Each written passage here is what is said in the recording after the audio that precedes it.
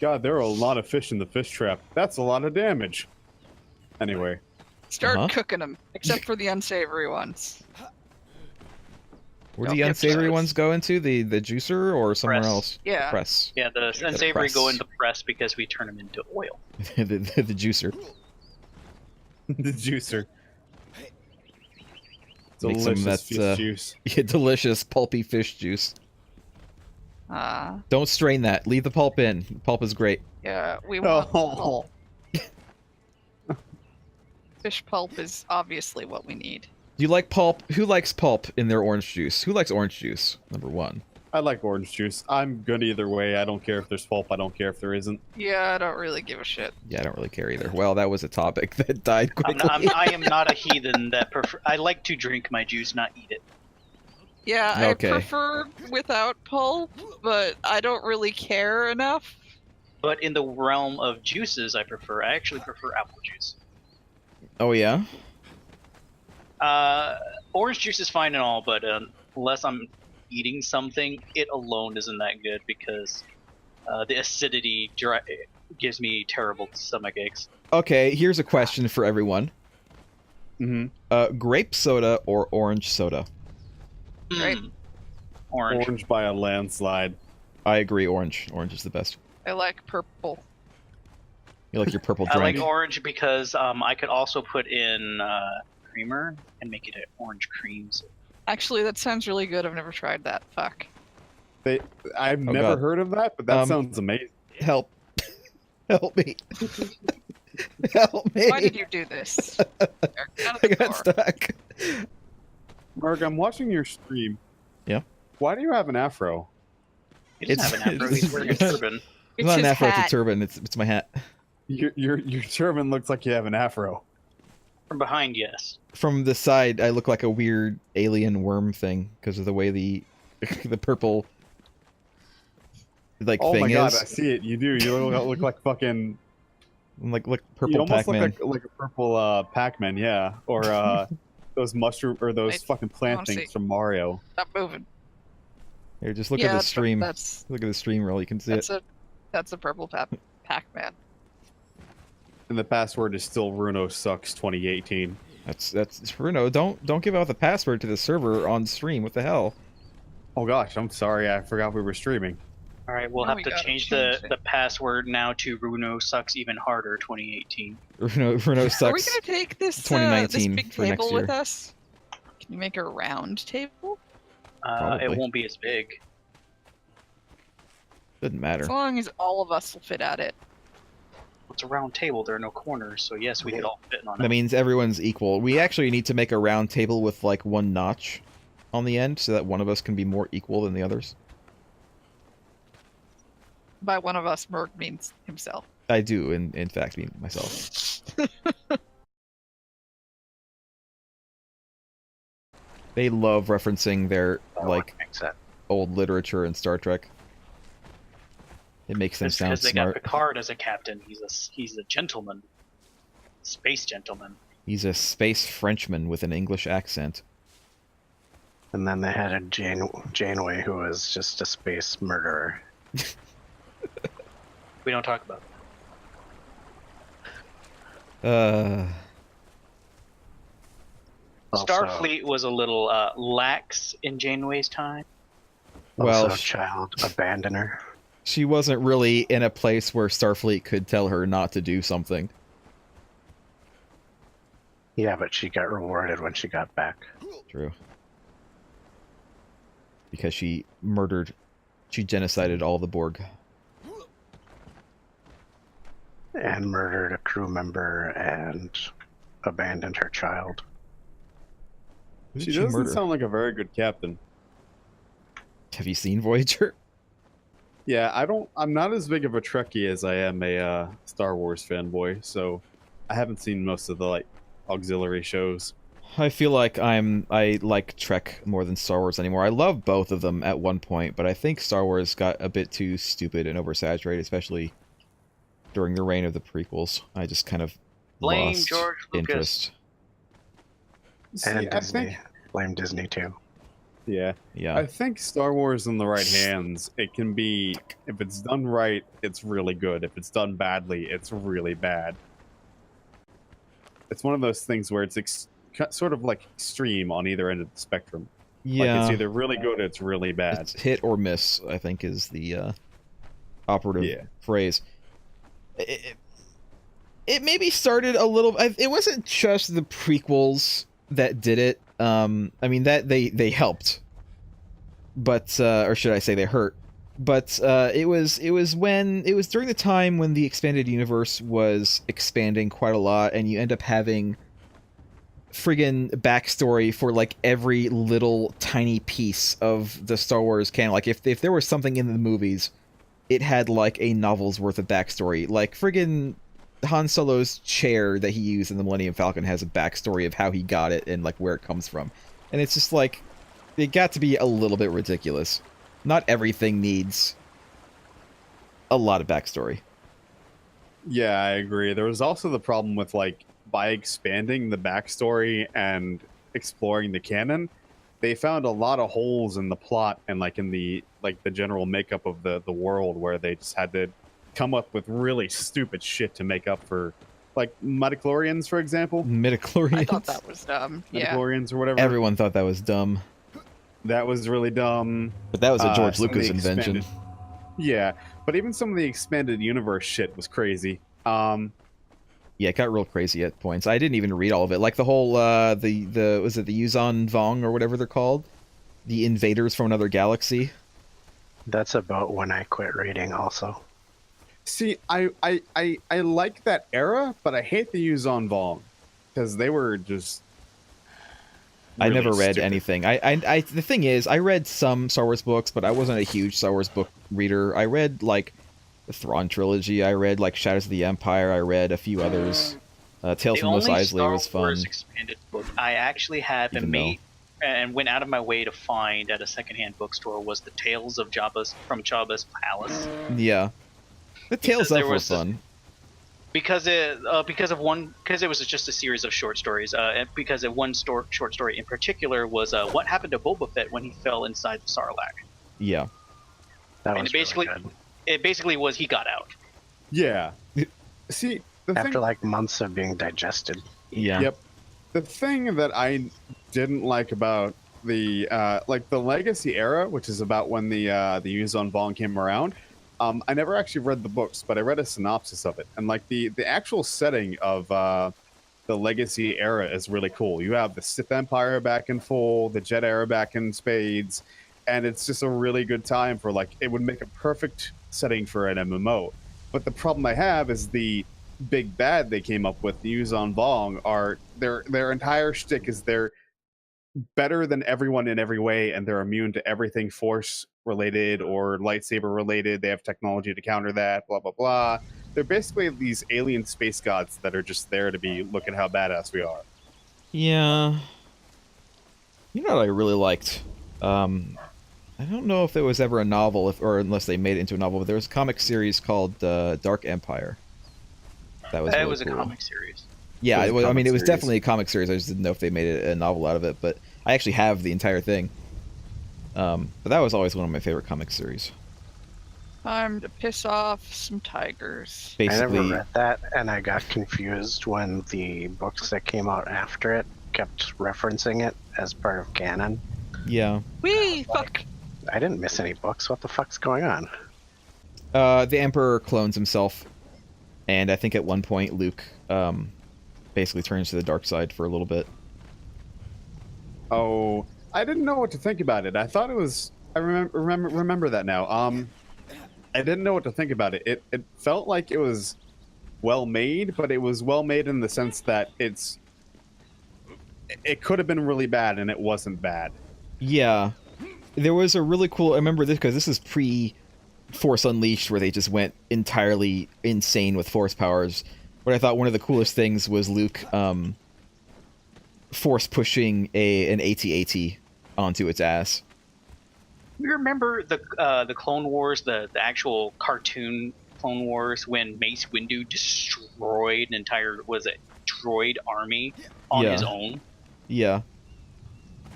Yeah. I like it when Jedis can be badass as long as it's kind of spaced out. Like, you know, like maybe he should be like really winded after that, or like, you know, be taken out of the action for a little bit after that. Mace winded. Mace winded. See, this is probably an unpopular opinion, but while I thought the gameplay of The Force Unleashed, both games they were fucking brilliant, I really hate what they did to Star Wars in those games. Yeah, I liked the first game gameplay wise. I thought even the story was okay. Like, I know that they were going purposely like over the top. That was like the whole purpose of the game pretty much. But that was okay. The actual just kind of the core story, if you took it as its own thing and didn't try to think too hard about it, was pretty good, I thought.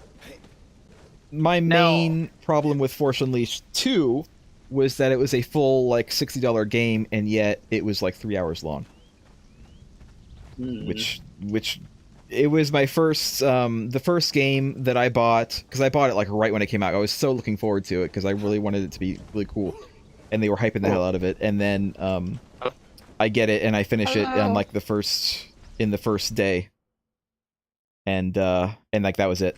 And it was the first game that I realized that maybe I should stop pre-ordering games. Maybe I should actually look into these games. I didn't get that way until I started like, so I was really into like Battlefield 1942 and 2142, and I played the game, like the franchise, pretty religiously up until after Bad Company 2, where I feel like Bad Company 2 was the pinnacle of the franchise. But then you get onto like Battlefield, I think it was like Battlefield 2 when I realized that I should probably start doing my research on these games before I go ahead and blindly pre-order them, because a lot of them are just because that's when it started. Yeah, that's when it started transitioning from just being DICE making these games to being EA telling DICE what to do to make these games, and started turning it into what was basically practically like an annual installment. Like, oh yes, it's Battlefield, you know, 2K10 basically this year. Well, it's because it's about milking the franchise for money. They didn't care about content. I love Battlefield 1942. That was an amazing game. It was so fresh at the time because very few games did the whole, like, it was like a big, you know, huge maps. You could get on vehicles. You could friggin' drive the aircraft carriers that people took off from, and like the battleships and shit. Yep. It was great. And then they just milked it way too hard over the next 10, 15 years. Current Star still Wars going. Battlefield. Yeah. I will say one game that did that formula really well, but it got overshadowed severely because I think all the Battlefield and Call of Duties ever were coming out around that time. There's this game called Quake Wars, I think it was. I'm familiar. Yeah, it was basically like a sci-fi take on, it was more in the vein of like Battlefield 2142. You had giant fucking robots, you had alien mechs and shit like that. It was like, what happens if you take Battlefield and throw it in this weird universe where crazy shit happens? And it was a lot of fun. But unfortunately, like I said, it basically got overshadowed by, like, I think 2 Battlefield titles were coming out around the time that it was coming out. Yeah. Okay. The one Battlefield, I believe it was Battlefield I played, where it was a kind of World War II era one. It didn't have a physical launch, as far as I know, because I know I bought it off of Xbox Live, and it played really well. I had fun with it.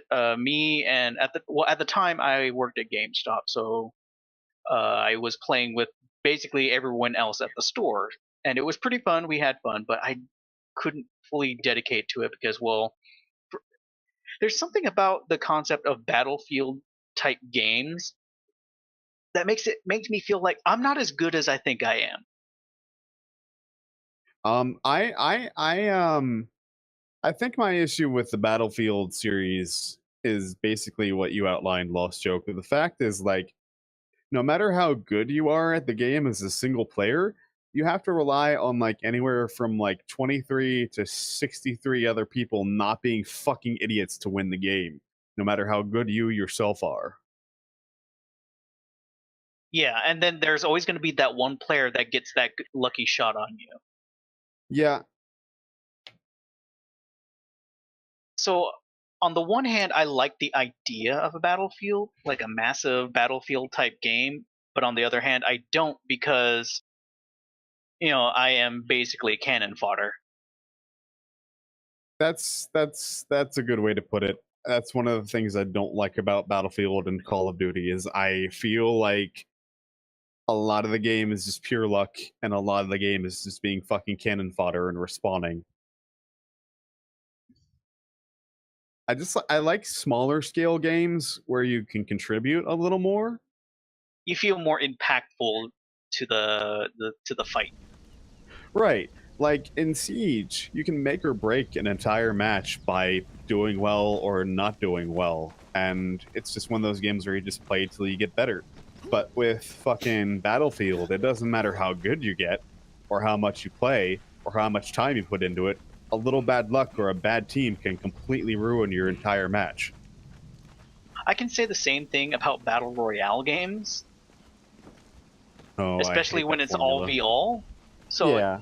So it's like I have to keep my head on a swivel and either play the waiting game and just hide until I'm down to the last few, which is basically the strategy, or just kind of die within the first minute of the round and then go back to a loading screen and try again.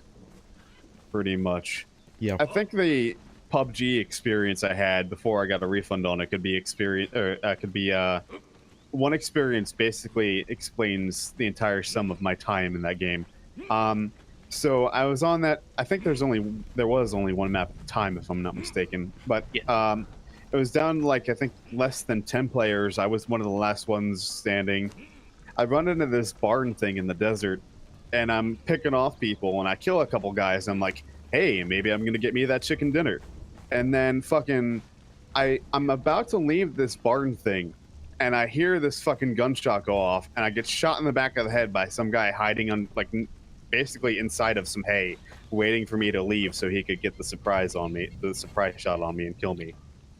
He was waiting there for like 10 minutes or some shit. Not quite that long, but he was waiting there a while.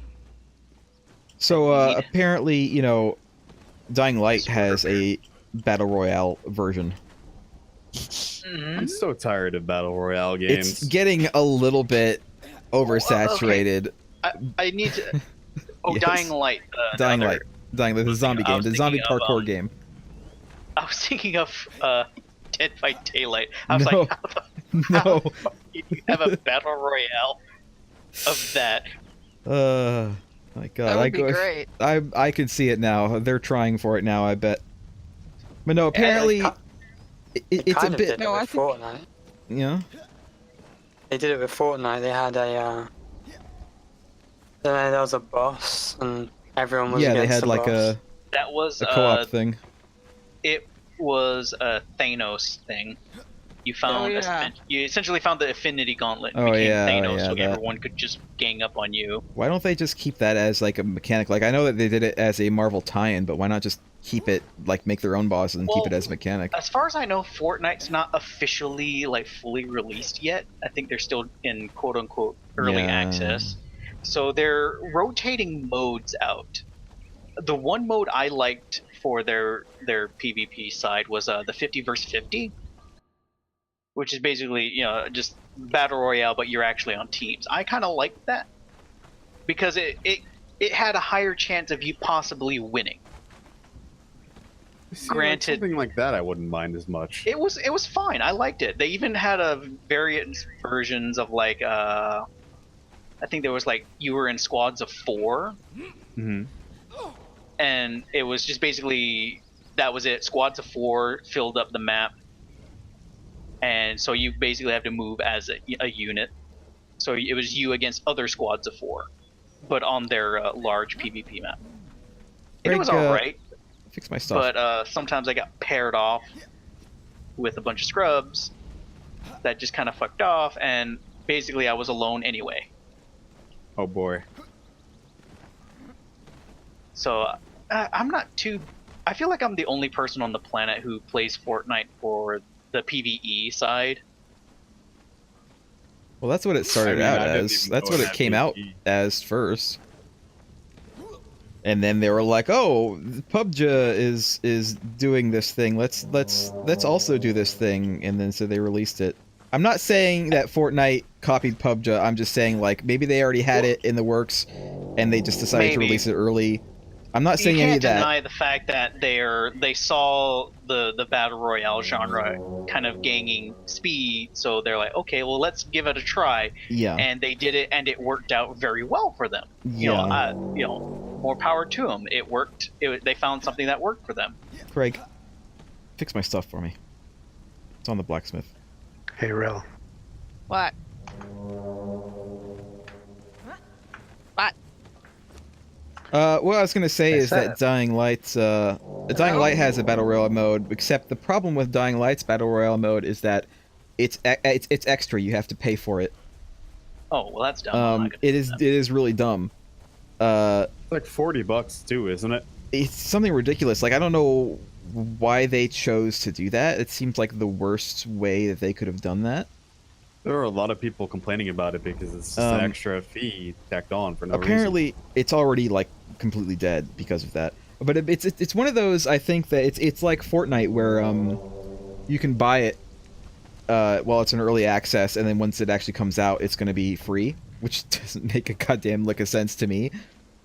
But the reason I bring it up mostly is because apparently it's more like melee focused. So at least it puts a little bit of a different spin on the battle royale formula. You're not necessarily hiding in bushes and having your head on a swivel and looking for where shots could come from at any moment. It's a little bit more up close, and I don't know. It seems more interesting to me, but at the same time, I don't want to pay for it at all. Go ahead.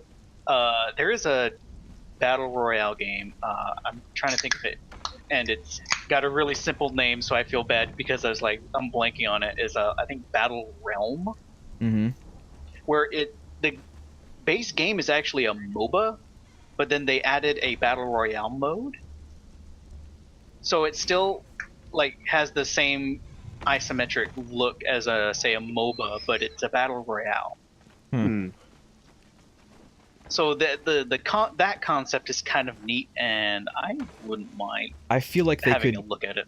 Easily make that in for example, like Heroes of the Storm or like any number of other MOBA type games. Like, I don't think battle royale is that hard to make programming wise. If you already have a game, you just adjust a couple things. Deathmatch is all it really is. Yeah. Yep. Basically just a deathmatch with survival elements and a ever decreasing area of play.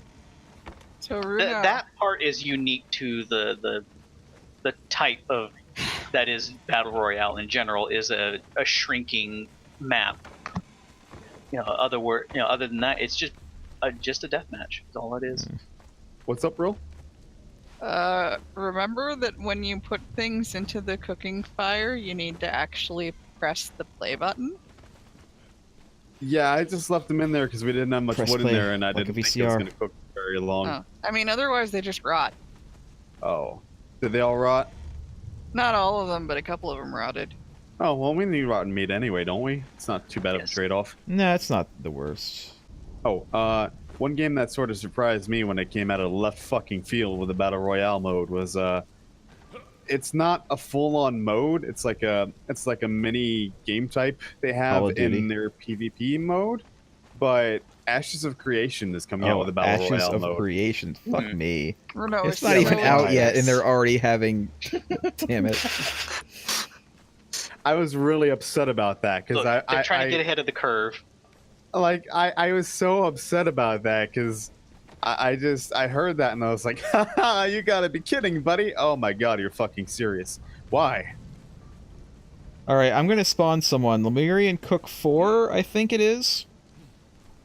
I think so. I've spawned him. Yep, that's him. I bet Bethesda's going to announce that Redfall is going to be a battle royale. I will mail myself to Todd Howard's house just to punch him in the chin.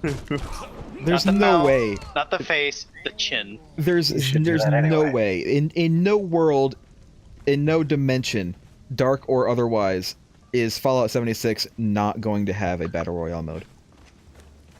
It It's 100% is almost going to happen. Practically is like a It already Twitch is, battle kind royale, of. isn't it? Yeah, almost. Just the only thing that's not happening is the shrinking map.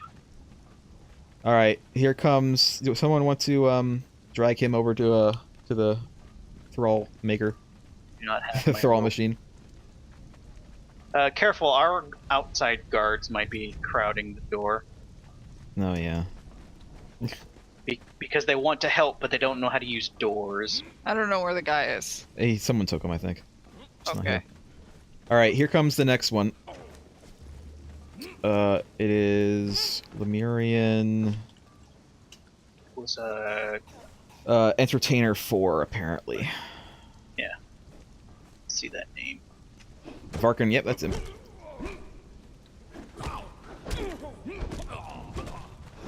I don't even have to do anything. Ow. I'm You bleeding. guys got this taken care of. Now I need a Yeah. battery. I have some rope. Here, I'll do it. He's already dead. Real, that was my Oh my dip god. you just caved Dooman, in. Dooman, get the shit out of the way. Dooman, move. Look, Dooman is here for the party. He heard a ruckus and he figured we were throwing down. This guy is wearing guy liner. Look, he's a big fan of being the merciless. Everyone wears Skyliner in this game. Yeah.